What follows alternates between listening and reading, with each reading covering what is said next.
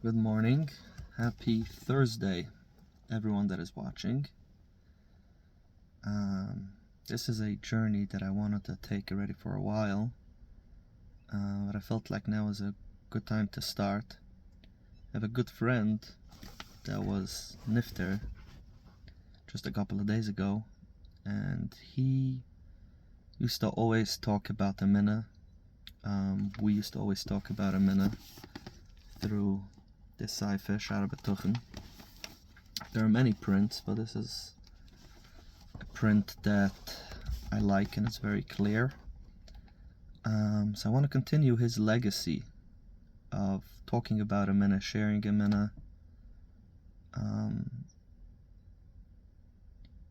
Not that I feel worthy of talking and preaching and teaching people, but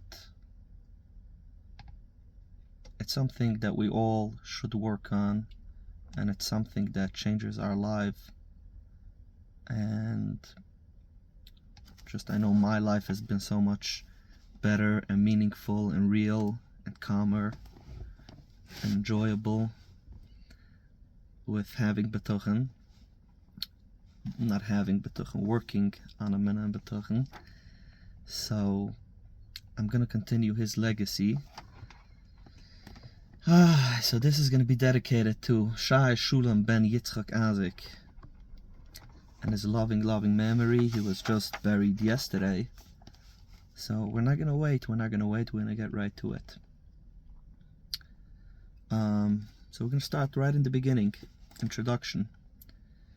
Shara Biטחון, the gates of trust. The author discusses the benefit that having Biטחון, trust in God, brings a person both Torah, worldly matters, and benefits and worldly matters. So the author is going to start by what's the point? Like what's with people you have to sell them. Like what's guy van de ganze Sache? What do I gain from this entire thing? So that's beautiful about the Sefer. He explains to you everything. What are you going to gain in your spiritual life from a minna and Biטחון, and what are you going to gain from your day-to-day basis, making money, dealing with family, dealing with so many other struggles? How is Biטחון and a minna gonna just give you so much calmness and just be able to enjoy? And because there's nothing more enjoyable than knowing that everything is fine, but our fear comes in and we start getting off track. We start thinking that we're in control, we're going to work harder, we're going to talk to more people, we're going to do this and that and that and this. But this is all about taking a step back, a deep breath, and trusting. And there's all the blessings comes with trust. So let's start. On placing our trust in God alone, author's introduction.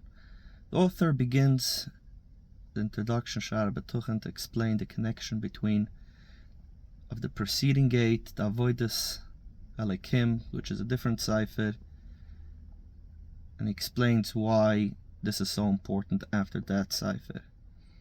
Having previously discussed in the previous gate the obligation to accept the service of God, I have seen it to be appropriate to now explain that which is the most necessary for a person who wishes to be a servant of God, and that is to rely on Him in all his matter.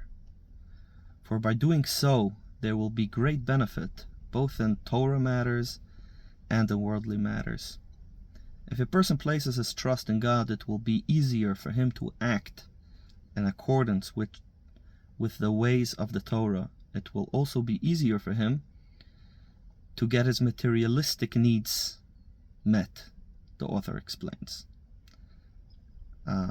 Basically, life is going to be easier from all aspects. The author now lists 5 ways in which Biטחון is beneficial to Torah matters. Starts off with tranquility. That's a powerful word, tranquility. Tranquility is when it's really what everyone is chasing. They just believe that the nice house and the nice car is going to give them, or $100 million is going to give it to them.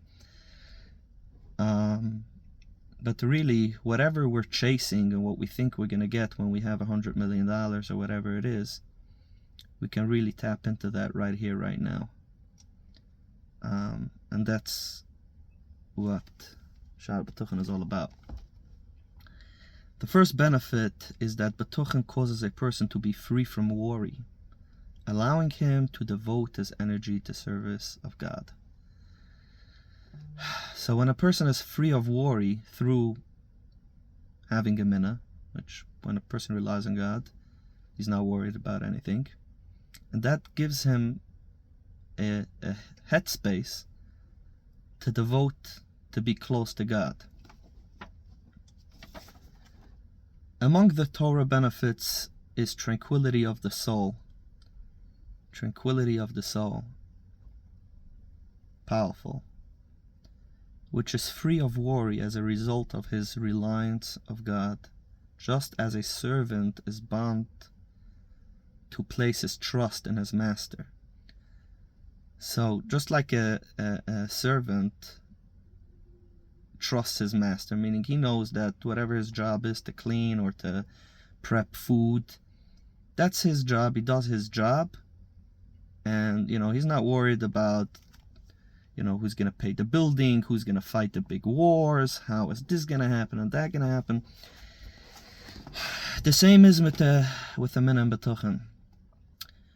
So you trust in God that He's gonna provide everything, and you don't really have to worry about anything else.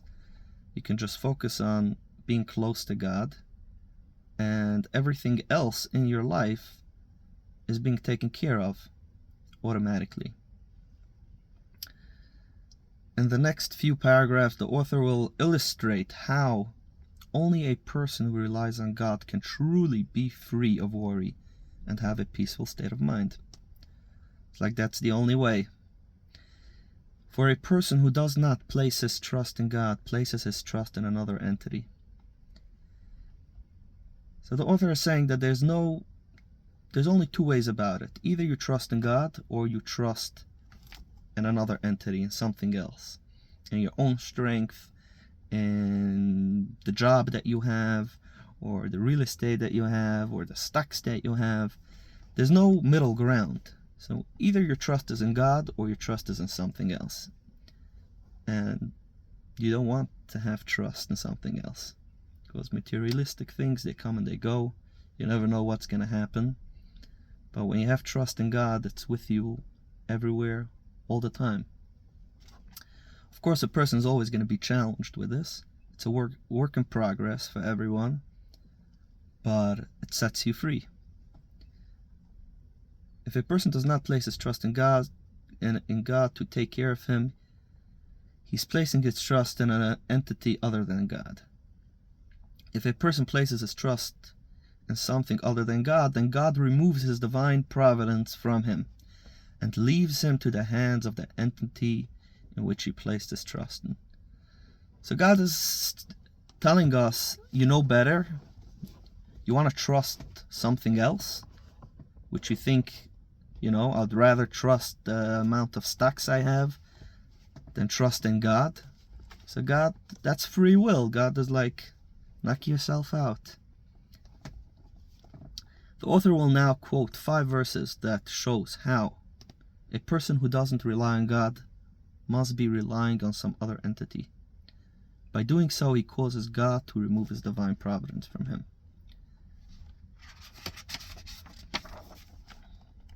And the person who places his trust in something other than God will be like the one regarding whom it is said, "For my people have committed 2 evils. They have forsaken me, the spring of living water, to dig for themselves a broken kaili that do not hold water."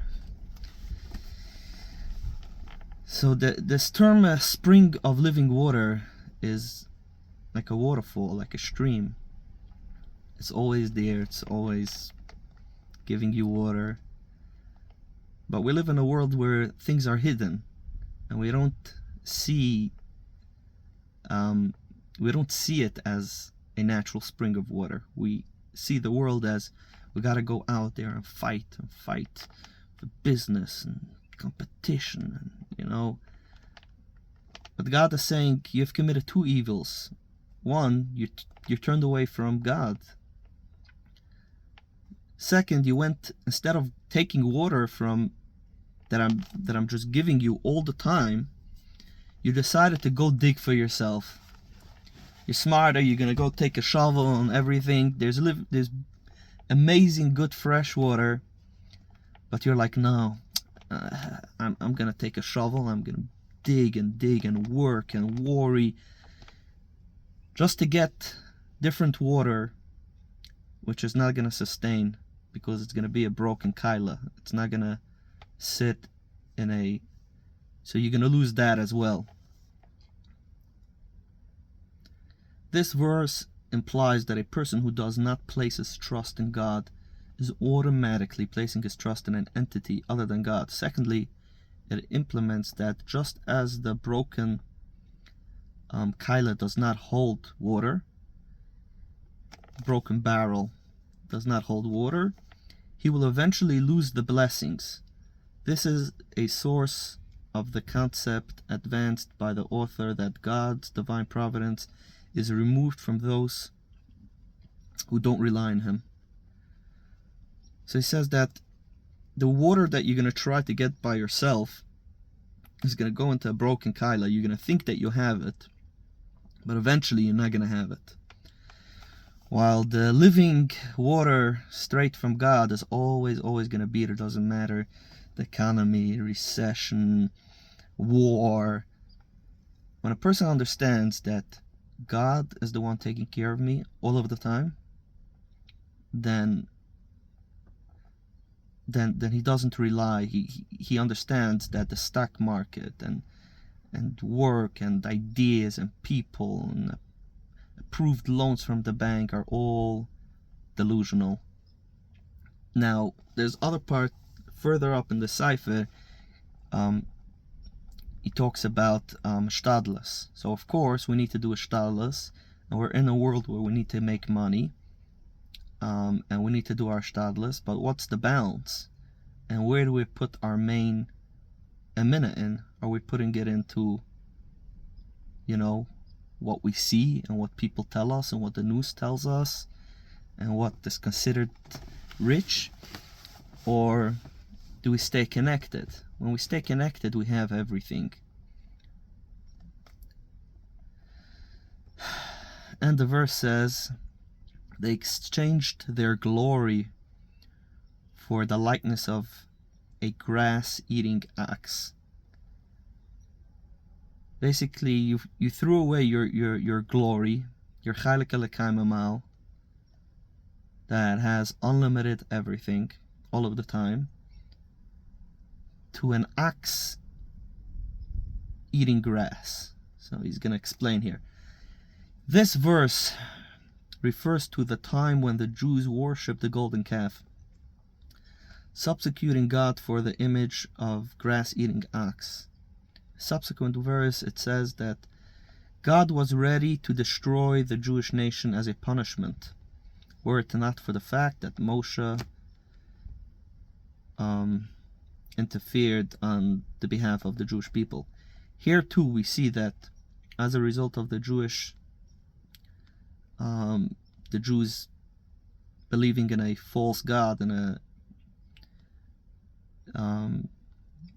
with the author, anti-God was ready to remove his providence to destroy them, meaning that God was ready to destroy the Jewish people for putting for putting their faith in another God, not another God, and a false God. So let's move forward. And as the verse says, blessed is the man who relies on the Lord, and the Lord will be his support. The verse assures that if we have trust in God, we will be protected by Him. But it also implies that if we lack trust, we will not be protected. So everything is about trust. The more trust we have, the less we gotta worry. And the more we worry, then you gotta worry even more. And as it says, fortunate is the man who made the Lord his support and did not turn to falsehood. This verse praises the person who relies on God rather than turning to others. In this verse we also see that there is a straightforward choice. Either rely on God or another entity. There is no middle ground. So the cipher starts with a minam b'tochen, and this is the first thing he's saying. We need to really understand this very clear. There's really no middle ground. You either rely on God or you're relying on your stock portfolio, your real estate portfolio, your bank account, your father's money, your baba's money, v'chulu v'chulu. And it says, cursed is the man who relies in man. These are strong words. Cursed is the man who relies in man and makes flesh his arm and whose heart turns away from the Lord. I actually learned this in a very hard way. When I was younger, I didn't have the das that I have today. I kept messing up a lot, and until I realized that where the mistake was that I always put faith in other people. I thought I need someone else to get what I want, to become successful. But actually it was all within me, through God, all along. I never needed any other people. And as soon as I let go from other people and started working on a minna, things worked out so much better. And it's just a lesson. People believe that they need a shittev, they need this, that person is gonna help me with that, and through that person it's going to. They say, yeah, Hashem, Burich Hashem, but really inside the faith is in another person and not within God. And it's the first way and the easiest way to destroy yourself, to put your faith in a different human being and someone else other than God. Like, at least don't put in your faith into anyone. That's better than putting your faith into a different person. That this person is gonna hook me up with a job, this person is gonna give me a loan, this person ahin, this person ahead. People are not going to do anything for you. And if they do, it's because through God sent them as a shliach. But never ever make the mistake to glorify a different person. Say if he does you a favor or he doesn't do you a favor. Glory is only in God. And Jewish people are chalik alekayim amal, so we have godly energy within us, which is a whole nother conversation. The author gets to most of our questions throughout the cipher. By the time a person finishes the cipher, there's a lot more clarity, but it's always going to be a work in progress. Always going to be a work in progress. Let's continue a little further. Misguided trust. Until now, the author has been explaining in general terms that when a person relies on anything other than God, he's doomed to fail. Now the author brings specific examples of things that people tend to place their trust in, and now they do not provide security. So the author is going to give us examples. This is part of why I really love this cipher. There's examples and explanations for everything. If a person relies on his wisdom, his physical strengths, and his effort, those efforts will be for neglect. He will become weak and lose the physical strength, and his wisdom will fall short of accomplishing his goal. As the verse says, he trapped clever people in their shallowness. This verse is cited as proof that man cannot rely on his plans, however they may be. And it says in Tehillim, I further saw under the sun that the race does not belong to the swift, nor the war to the mighty, and the wise do not have bread. Meaning that even though you're wise or strong, doesn't mean that you're going to have bread. And even if you're not wise or strong, doesn't mean that you're not going to have bread. By bread, it's in nowadays would be panus, a livelihood, money. It would be expected that those who are physically strong would win the war. This verse shows that the physical strength cannot be relied on success. Meaning, if you take out a minna, if a person thinks without any godly energy, be like, if I'm very strong, I'll win. And if, when it comes to war, when it comes to business, like, if I'll be very, very tough and I'll be very, very aggressive, I'll win. And if not, not. But that cannot be further than the truth. That is a huge, huge, huge lie. As it says, young lions suffer want and hungry, but those who seek the Lord do not lack any good. Meaning the young lion, he's strong.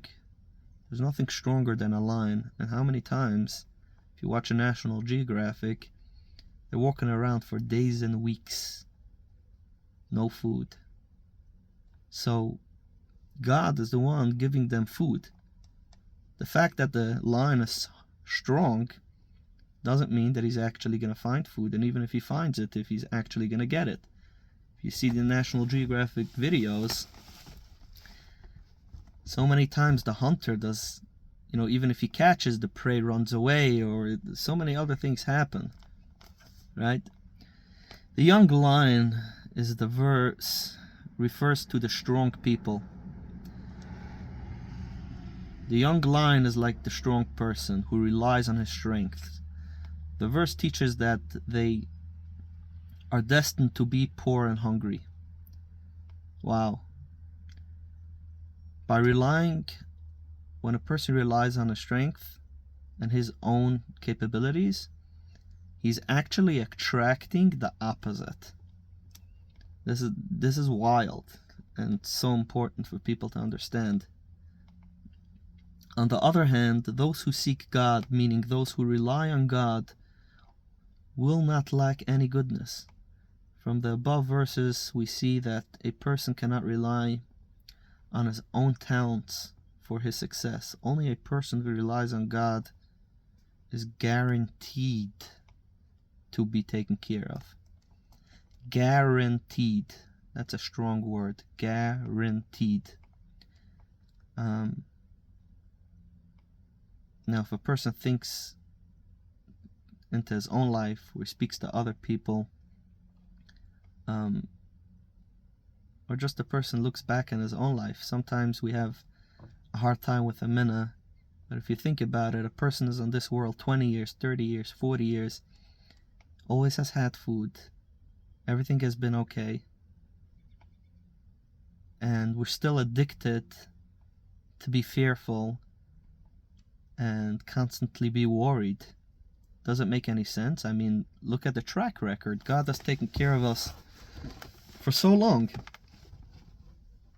Even when we thought that everything is collapsing, he took care of it. So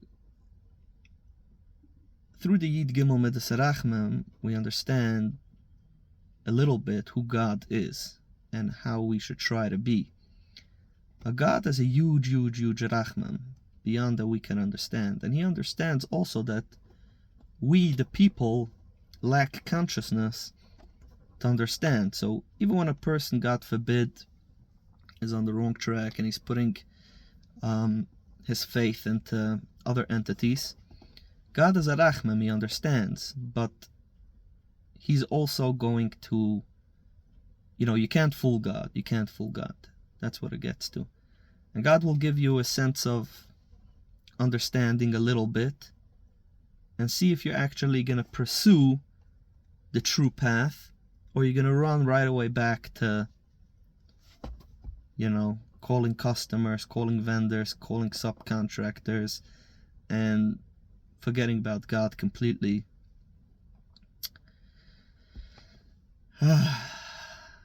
It's everything is a work in progress. Sometimes we learn something and we're like, wow, like I'm so far from this, or how can this even be? And it's okay. We don't have to be there. We just wanna, if we wanna be there, that's a big step already. Okay, so let's move forward a little bit. Having discussed how a person who relies on his own talent will not be successful, the author now turns to address a person who relies on his own wealth. And if he relies on his own abundance of wealth, it will be removed from him and left to someone else. So if a person has wealth and he relies on his wealth, at some point it's going to be removed from him and given to someone else. The author now quotes verses that illustrate the transitory nature of wealth. As the verse says, a rich man lies down with his wealth intact. He opens his eyes and it is no longer his. Similarly, the verse says, do not toil to become wealthy for your own understanding deeds. And the next verse says, before you can set your eyes on it, it's gone. Similarly, it says, at a young age his wealth will leave him, and his end, he will be a disgrace. So this actually happens all the time. Like a person goes to sleep and the stock market, the Bitcoin is, feels you feel like you're rich, everything is fine, like my money is taking care of me, I'm good. You wake up in the morning, the Bitcoin is down, the stock market is down, or it can be, a permit on a job site which was supposed to get and you're not getting it, or a loan from the bank which you were completely convinced you're getting approved and then you're not approved. So a person that doesn't have faith in God, he goes to sleep with his wealth, but he opens his eyes and it's no longer here. It's also a reason why not to put so much energy into our wealth, because we're, by the end of the game, God is going to take care of us.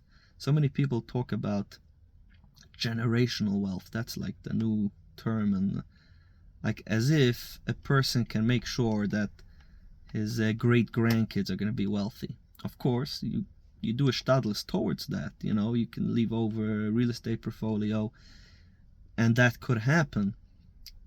But with God, not with another entity, not the faith in the real estate portfolio. You have faith in God that your real estate portfolio will do fine, and even if the real estate portfolio doesn't do fine, or the stock market doesn't do fine, your great grandkids are going to be taken care of through other ways, because your delusional money is not going to take care of anything. Alternatively, even if the rich themselves are not removed from, even if the richness itself is not removed from him, his ability to enjoy the wealth will be withheld from him by God. As the wise man King Solomon says, God gives him no power to eat of it. This is very, very powerful, because you see it all the time. Even if a person is so quote-unquote rich, he has the big house, he has the cars, he has the real estate portfolio, the stock portfolio, the life insurance, he can't enjoy any of it. And honestly, if I think about it as an observer, as looking around the world, around people that I know, so many people are so quote-unquote have money, and people are jealous from them. They're like, wow, I want to be like him. But they don't know how to enjoy life. Not only they can't enjoy life, they can't enjoy their own wealth. It's never enough. You always need a better car. You always need a bigger house. You always need a nicer vacation. And the reason for it is because there is a false god in that person's life. And you're constantly chasing. But with faith in God, you're not chasing anything. Everything is already good. And it's already going to, and it's going to be better. And it's not like if a person has faith in God, he's not going to have the nice house. Just the opposite. With faith, you actually can get all these nice fancy things, all the materialistic stuff, but in a way where you can enjoy it, where it's like, you know why? Because it doesn't define you. It doesn't define you. When your materialistic things define you, then if something happens, the whole world falls apart. Or you constantly need to chase because you thought you're going to be extremely happy when the deal goes through. But then the deal went through, and a day later you're just back with the emptiness inside. And the emptiness is that there's no trust in God. You're not connected to source. So a person should, when a person is connected to source, to the divine, it's not like the divine is going to be like, oh, you're trusting in me, so then it's fine, you have the trust in me and that's okay. And there's a lot of people that don't have any money, they don't have anything, they have trust and they live a good life. But that doesn't mean that. There's you don't see it a lot, but there are people that are big bal betochen, trust in God, and they have wealth, and they have good kids, and they have portfolios, and they have, you can have both. Not only you could have both, you will have both. But if you do not, if you take away your faith from God, and you put it in another entity, even if you're gonna have the nice house, you're just either not gonna enjoy it, or it's not gonna be enough. Tranquility, which is the term the Cipher used, tranquility, which is a very, I think every person really by the end game, if you ask them what's the end thing, is like, I just want to enjoy, just want to chill, just want to be happy. But they're convinced that they can only do that after they make $10 million. But the truth is, if a person's got to think, let's say I already have the $10 million. I have the $10 million right here, right now. What now? And usually they'll be like, no, then I would be happy. But the truth is they wouldn't. They wouldn't. And if you ask any person that has ever made big money, ask them how they felt a few days later, be like, everything goes back to the inside, and the chase just continues. And also, even if you have it, to be able to have bracha in, so many people have a real estate portfolio, but it just gives them tzuras all day. This happens and that happens, and so quote unquote they have money, quote unquote this and that and that and this, but there's no bracha in it.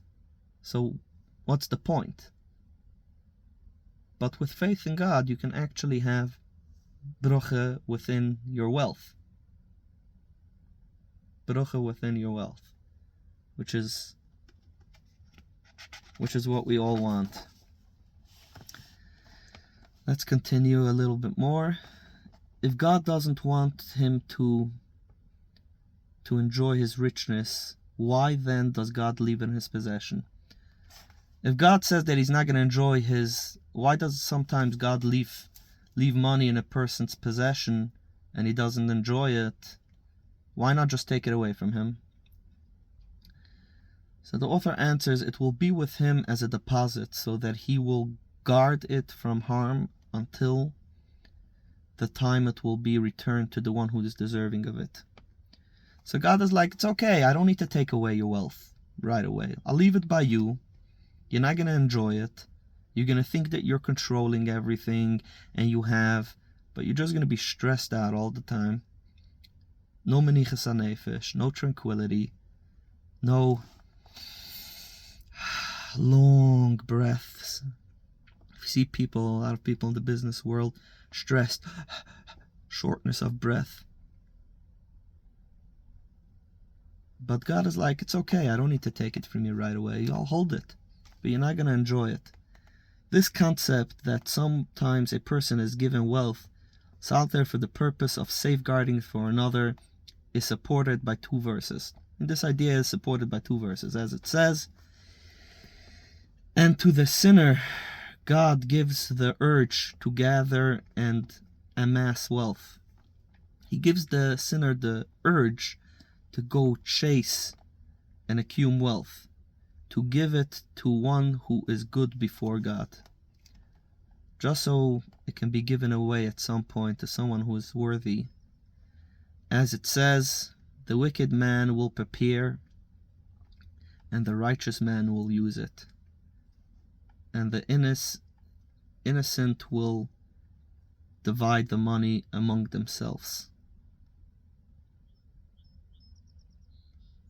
So you don't want to be in that position. That's the point. You don't want to be in that position. You want to have your trust in God.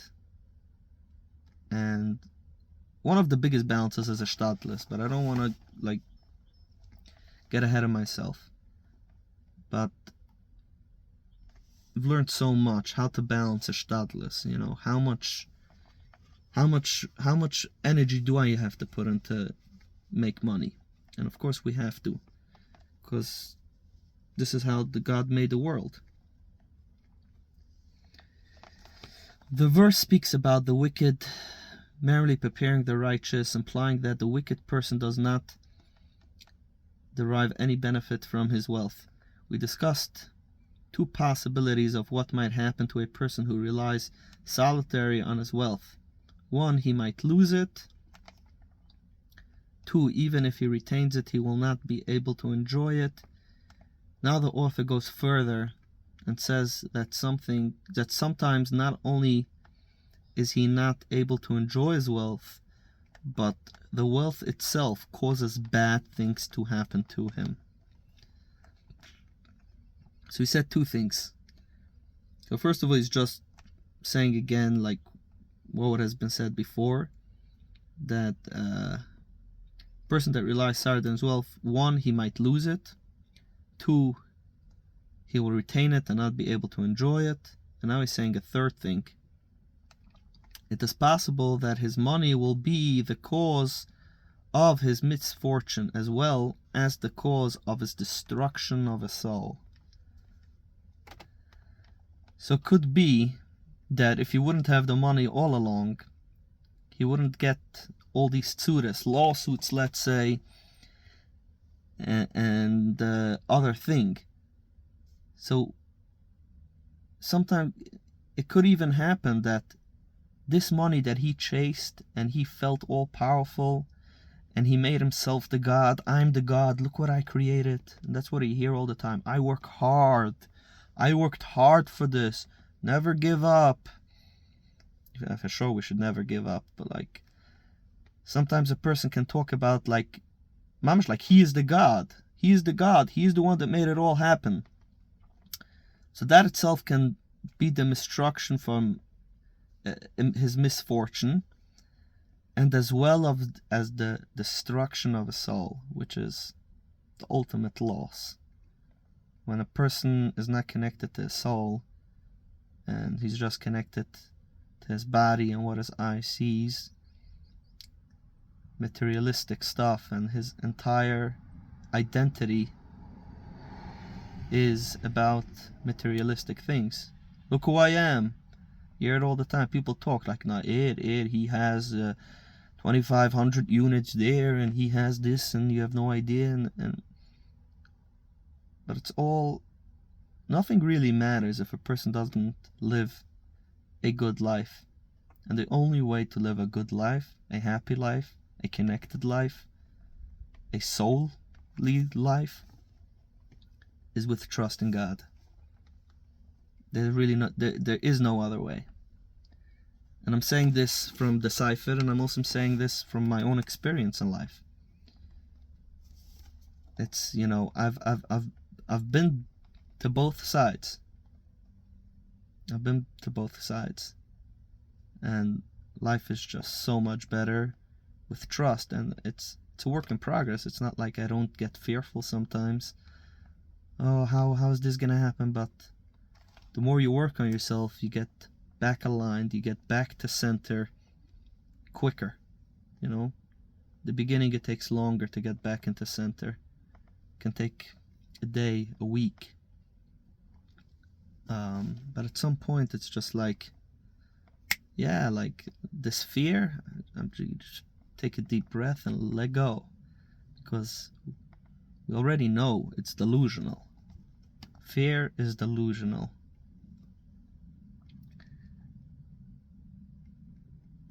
Sometimes money can be the source of a person's physical and spiritual downfall. As the verse says, there is a sickening evil that have seen under the sun. Riches hoarded their owner to his own misfortune. Until now, the author elaborated the first spiritual advantage of Bittachon, namely that it has caused the person to feel at ease. A person who relies on other people or his own talent or wealth will always worry that his success will not last. This is strong words. I'll say it again. A person who relies on other people or his own talent or his own wealth will always worry that his success will not last. And this is so true. I hear it so many times from people. They're like, they already have a big business, they already have nice houses, they already have this and they already have that. But all they're thinking about, and they're biting their nails, and then they're like, but what if this happens, or what if that happens, and how am I going to protect myself that way, and how am I going to protect myself? And this is literally what he's saying, is this is going to be your wealth is going to be your misfortune. You're just going to be busy maintaining your wealth 24/7. You want to even have a drop of manicha, not even one drop. So he explains this here, like, forget about the spiritual part. He's like, the author started off with saying, let me explain you the benefits. I'll explain you the benefits, like a kid, it's like, I'll give you a lolly, that's the benefits. Like, let me explain you the benefits. And this is just the beginning of this cipher. This is such a beautiful, and this is life-changing to the next level, more than going to seminars, and more than, this cipher is just amazing. It's really just amazing. I'll say it again, I'm doing this לעילוי נשמה שלום ben Yצחak. May his soul rest in peace. This is what he did all the time. I can't do it as good as him. I can't say it with the chais and the geschmackheit and the happiness and the energy that my friend had. But I'm sure that he's going to be very happy to see that his legacy and what he was striving for is continuing, and I hope Hashem gives me the strength to keep doing this as well. Have a happy Thursday. Hatzlacha, bracha, and everything. And yeah, if you see this video and you have any comments, ideas, questions, anything to add, I would love to hear about it. And wishing everyone a happy, beautiful life with a minna. A minna is the good life. Just remember that.